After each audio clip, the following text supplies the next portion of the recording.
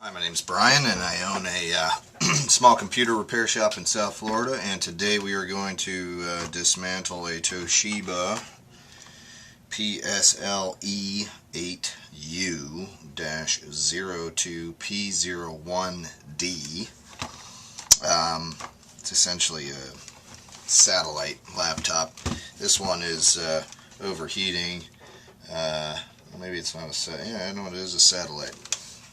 It's overheating and it needs to be properly cleaned. So we are going to dismantle it to pull the cooling system out.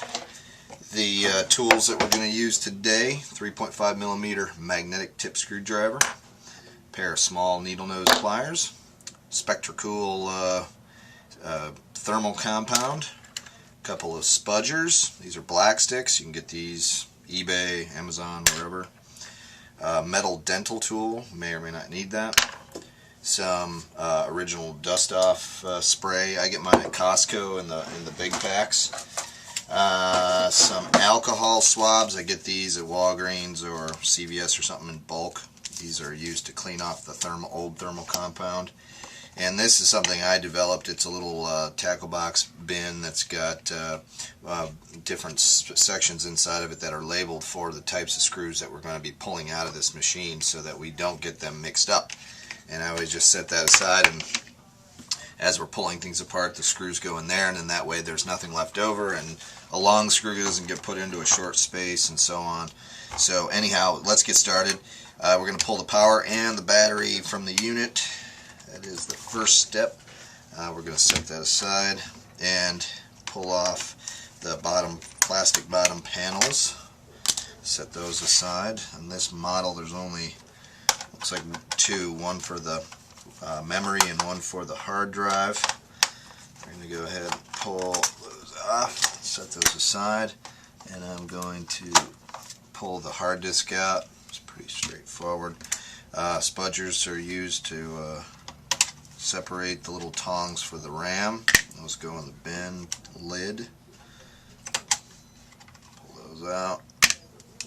Whenever I do that, I always run my fingers across the RAM a little bit just to clean off any dust or debris or anything that's built up on that. Sometimes that can wreak havoc with a machine. A lot of people don't think about that, but you really should.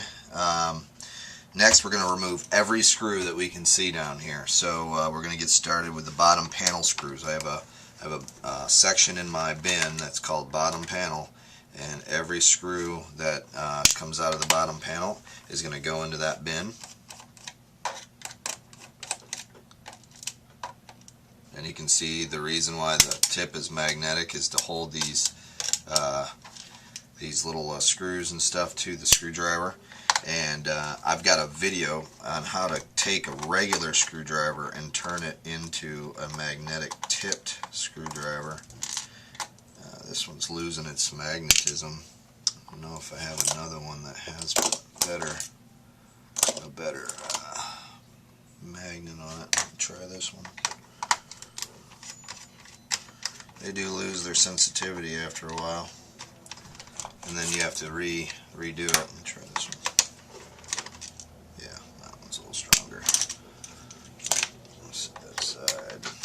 We'll just make a mental note that we need to re-up our magnetism on that screwdriver. And this is kind of a, we're doing a Toshiba today, but this is really standard across the board when you do a laptop. Once you've done a bunch of them, you realize how similar they are in construction now. This one is about 5 years old maybe, so it's fairly new. Some of the older ones are really overbuilt. You'll get inside of them and they got tons and tons of screws and weird spots, and they're all different lengths and sizes, and they've tried to standardize it now, the designers, so that it makes them a little easier to repair.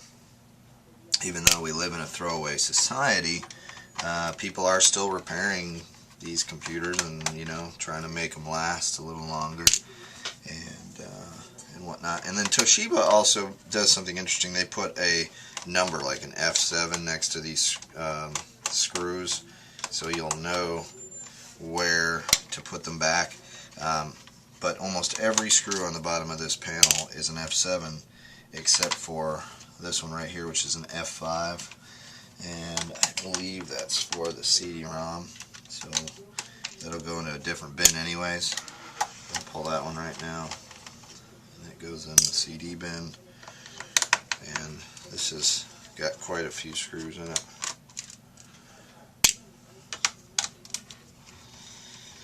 Yeah, like I said, just take your time, pull these all out, and double check, double triple check that you got them all out, because if you miss a screw, it's going to be a headache. This is a battery tray screw. I got a little section in my bin that's called battery tray. So that one comes out, goes in battery tray.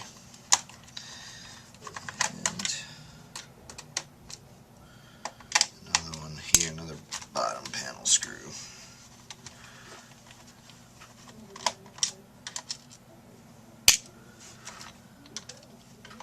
I'm just double checking my screw holes. I always miss one or two.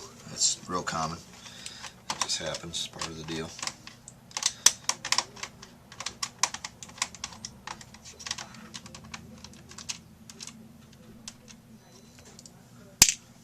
There's a couple back here holding the LCD in. F7 screws or hinges. I'm going to go ahead and pull those also. Oops. Put that in the hinge bin. We'll know where it came from. Pull this one also. And I'm just double checking. Make sure I got everything. That looks good. We're going to flip over the laptop. And it's been a while since I've done one of these Toshibas, but pretty much every laptop now is of the same design. And once you get all those screws out, you need to pull off the top panel. And I'm not sure exactly how they want us to do this.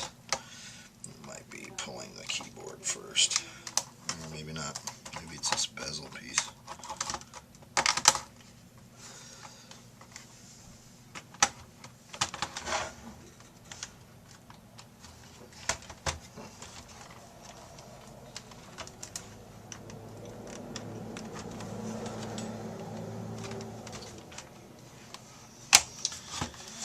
I don't know what I'm missing here. What am I missing? Maybe Toshiba's different. Maybe you pull the whole bottom panel off. I don't know. That'd be nice. Because then I wouldn't have to go down through the top. Because I'm really trying to get to the cooling fan. It's got to be through the top. Top panel somehow. Ah, there we go. A bit of discovery goes a long way. Alright, that makes sense. Alright, keyboard screws, and pull those out. And we'll set that in a keyboard bin. There's 4 of those.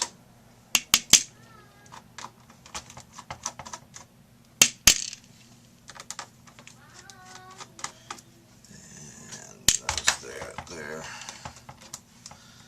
and pop that keyboard out. Be gentle with this because there's a ribbon cable down here you need to separate before you can pull this all the way out. That's the way all keyboards are nowadays, and we can get right to the fan from here, which is kind of interesting. We may not need to do a whole lot more dismantle. I am going to pull this top panel off though, because I really want to get under there and clean it pretty well. So we're going to just unplug all these little devices here and pull up on this top panel.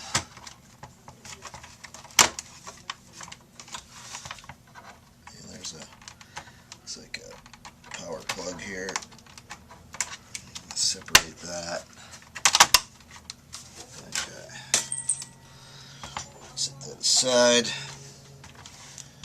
And wow, in order to get to the CPU, you have to take the motherboard out completely. Alright, well, you gotta do what you gotta do to get this thing clean. These are notorious for overheating. Alright, so let's disconnect the cables to start. Feel that. Pull this cable. This looks like Bluetooth or something here. Modem, perhaps. This is your power plug. Pull that. Your Wi-Fi connectors. Pull those. This looks like webcam connector here. And what's this thing? USB port on the side. Okay. And then we're going to pull this screw here.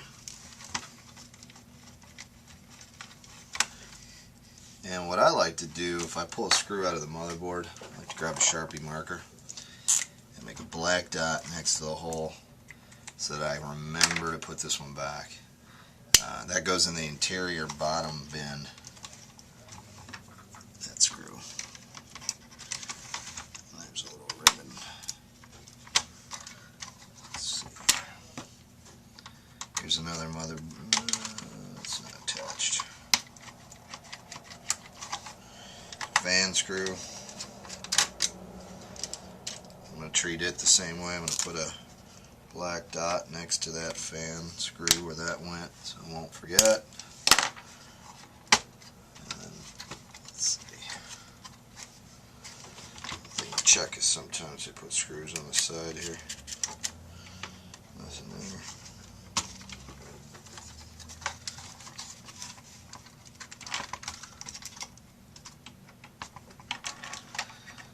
Be real gentle, go real slow.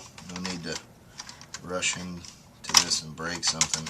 Remember, you're trying to fix it, not trying to break it more. So, oh, you know what? This still has its chip in there. That's why. Okay.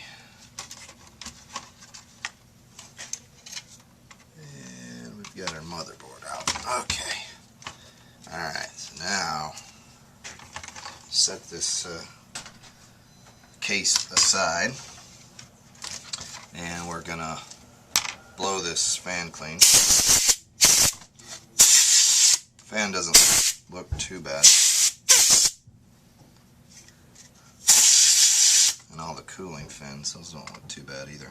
What we're really after is this this chip in this cooling system here, and we want to get that out and clean off the thermal paste and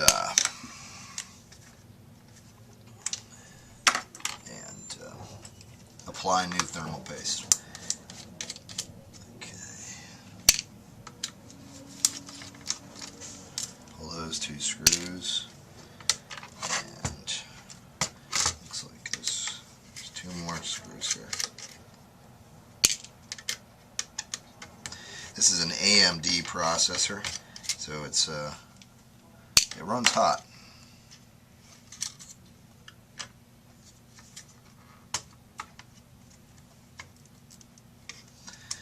And it's just like kind of a pain when your machine keeps shutting down. This isn't my laptop. This is for a client, but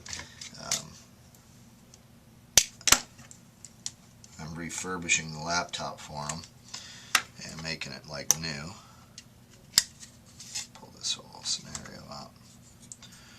Okay. Alright, so we can see a couple of things here. This is the chip, this is the graphics processor. And you can see there is a little piece of foam here.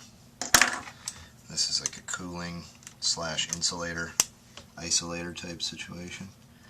And this has got you know, they put these little pads on there.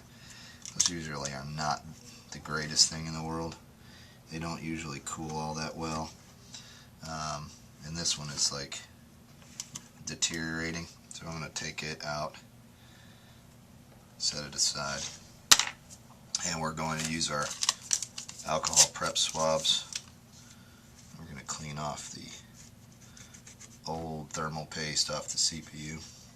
These are alcohol swabs, and the reason why we use alcohol is because it evaporates really fast. And then we just take a little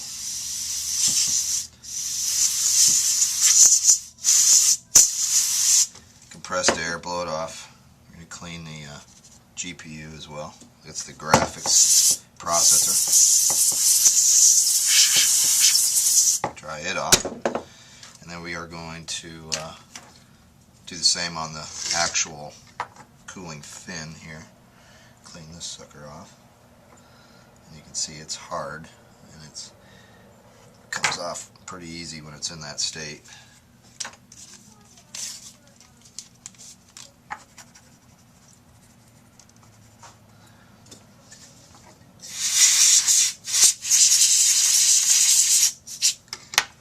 Okay, so that's that, and then we're going to take our SpectraCool. We're going to apply a dab of it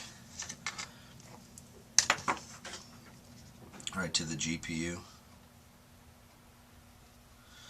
and we're going to create a dab, an X pattern on the CPU, and we're going to kind of move that paste around a little bit with the tip of the syringe so we can guarantee that it's covered right.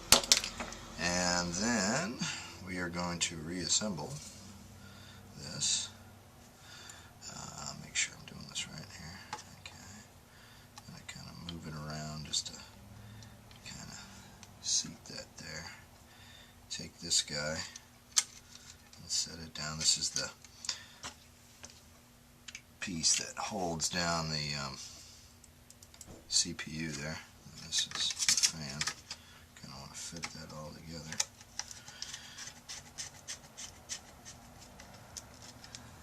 And when you're tightening screws back down, don't overdo it.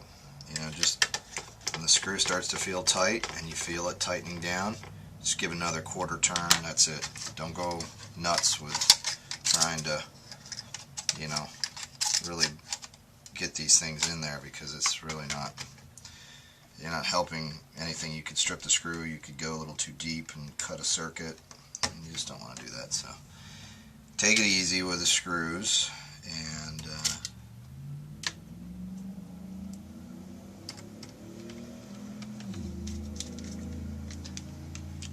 so now we're just going to go in the reverse. We're going to put this all back together.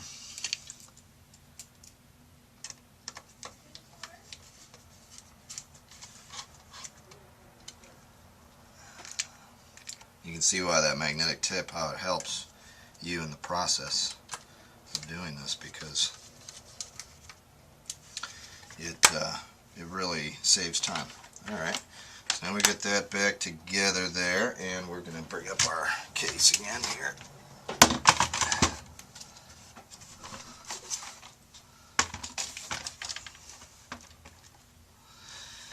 And we're going to reassemble.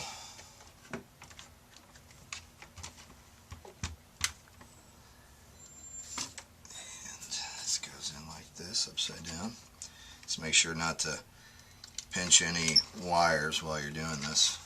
And remember how we kind of had to take it out. We had to fish it out from this one side because there's some ports and things that stick out, and kind of set it down in there, and then just watch your cables here. You know, don't get anything lost underneath. Okay. And then if you run into something like it won't seat back down, just kind of gently figure out why, you know, feel down underneath. Oh, there's a cable under there. That's the reason why. And then kind of sandwich it all back down in. And make sure it's going to seat properly. It looks okay.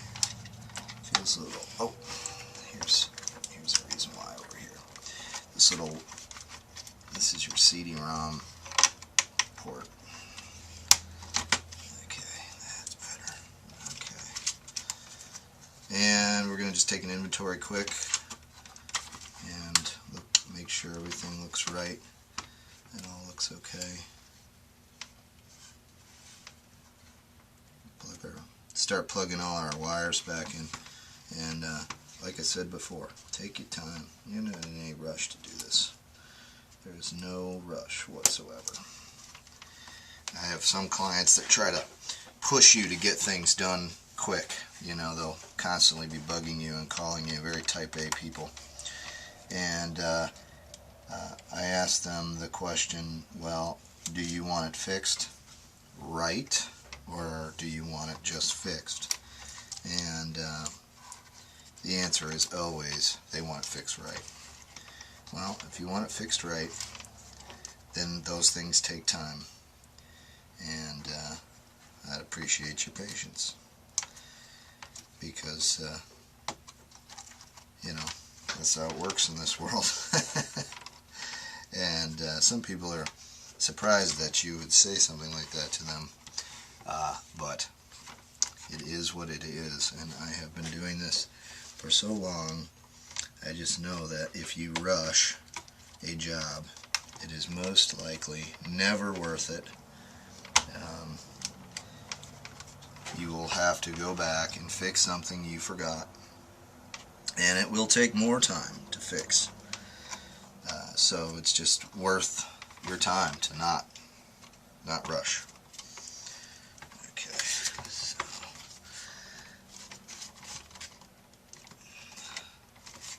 I notice that this fan is not quite seated. There we go.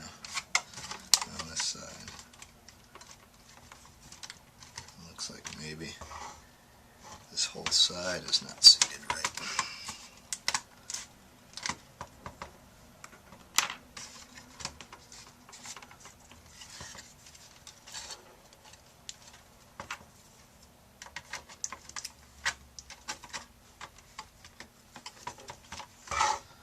Well, that is not right. Okay, so we're going to unplug everything and start over, because it didn't seat properly, and it's not worth doing wrong like we just talked about. So go ahead and unplug all this. Let's see if we can get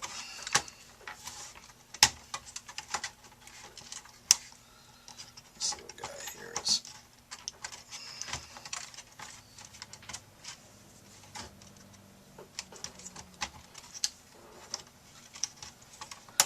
Sometimes these things they go in really funky, you know, you gotta kind of play with them a little bit.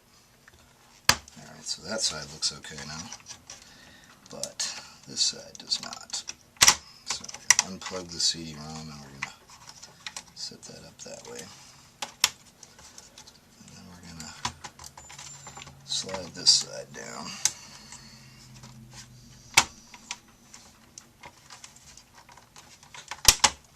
Here we go.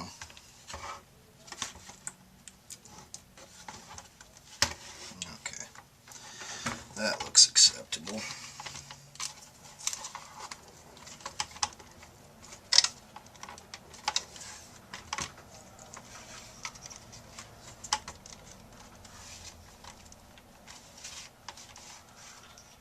Alright, so now we're going to go back to our process of reattaching everything, getting it back together again. And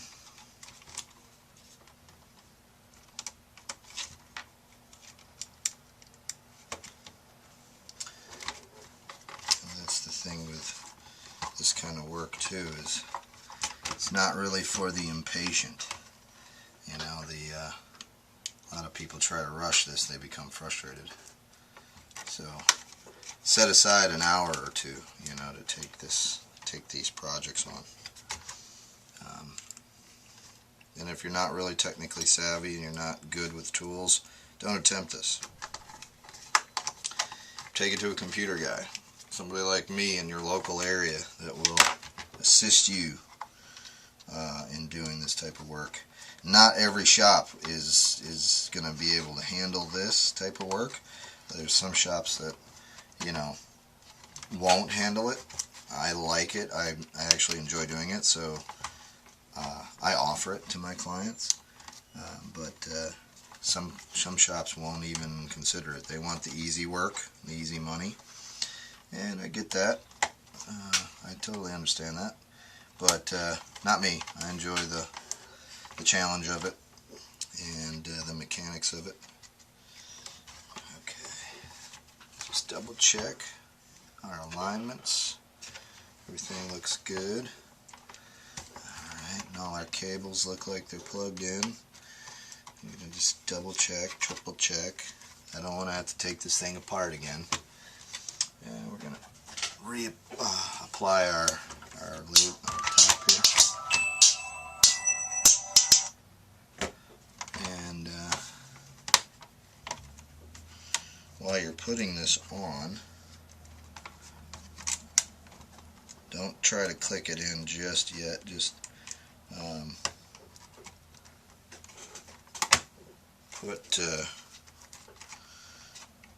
try to get all your wires plugged in first.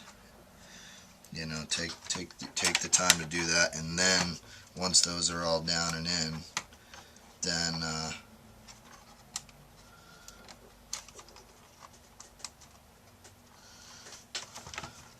you know, seat your plastic lid.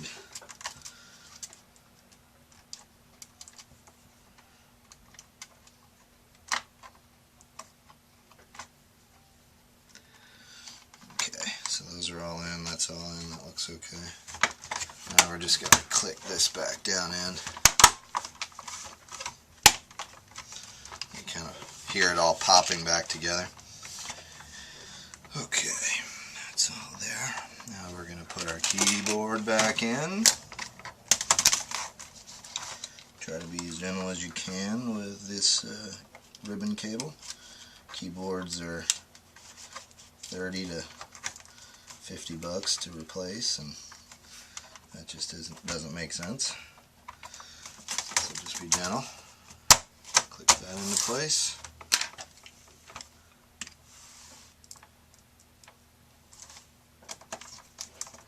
And one thing I'd like to mention to everybody is if they could subscribe to my feed, that'd be great. I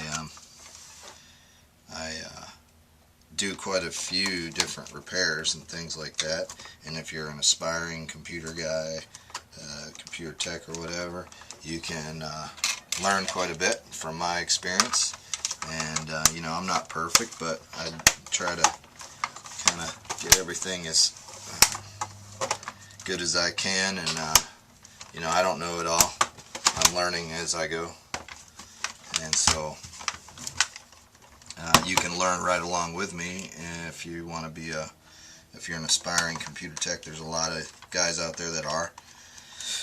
And when I was doing this kind of work 10 years ago, there was not a YouTube to refer to, or maybe there was, I don't know. To see it, YouTube was probably in its infancy 10 years ago, and so I wasn't able to refer to this type of thing. I just kind of had to learn on my own. And that can be scary, you know, at times, like when you're trying to figure something out and you have nothing to refer to other than like a 300-page manual that you got from the manufacturer about how to take something apart. But I don't, as you can see, I don't use a schematic anymore. I just kind of go for it and hope for the best, and that works out for me. I mean, I wouldn't attempt that if you didn't know all this, you know, if you hadn't been down these roads before. I think it's important to get a few under your belt by reading the manual and doing that and so on, or watching these types of videos, and you know, you can gain some experience by, you know, just by simply watching YouTube. For the sake of time, I'm actually just gonna you know, put these last, you know, the corner screws in and just button this thing down, and then we're gonna plug it all back in and turn it on and see how the fans are running and things like that. So I'm just going to put a few screws in it just to hold it together, and then I'll put the RAM back in. I figure You don't need to watch me putting all those screws back in. So put the RAM back in, seat that tightly, put this hard disk in, snap everything into place, put the cover back on the hard drive, because this hard drive actually doesn't have a mounting screws in it. It's just kind of sits in there, so it snaps in, but it's not real secure. Alright, put the battery back in, flip it over, power plug here.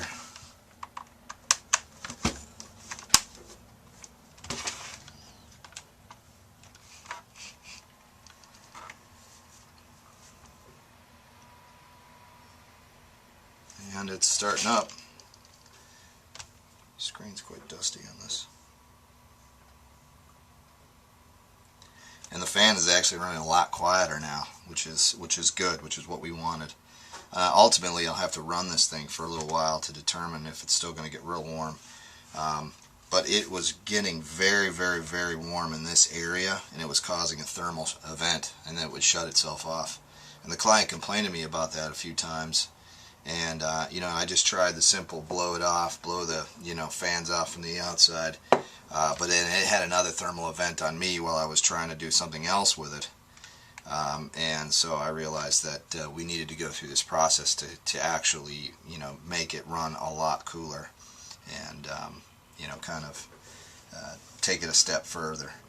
So that's what we've done, and I appreciate you watching. Thank you very much. Remember, put all your bottom panel screws back in. That's what I'm going to do after I shut this thing down, and finish up the job and call the client. Thanks for watching, and again, please subscribe.